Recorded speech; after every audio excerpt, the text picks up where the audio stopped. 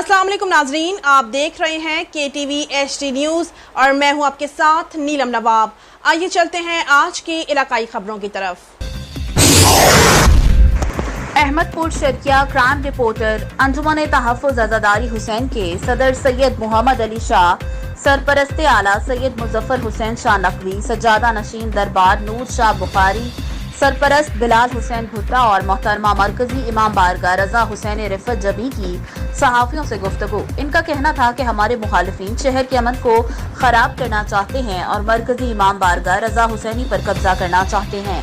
अरसा दराज से हमारे मुखालिफिन हमारी मुखालफत कर रहे हैं।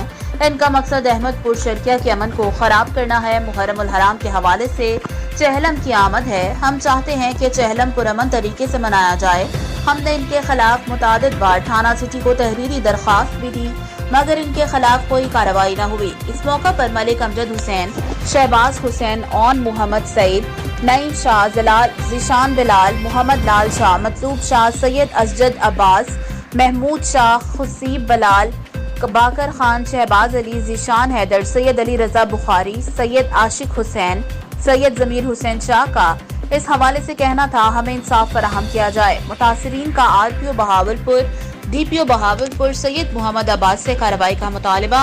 इनका मजीद कहना था कि चहलम की आमद है, ये लोग माहौल को खराब करना चाहते हैं।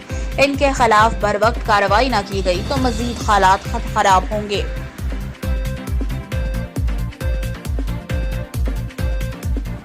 नाजरीन, मजीद खबरों और अपडेट्स के लिए देखते रहिए KTV HD न्यूज़ पाकिस्तान।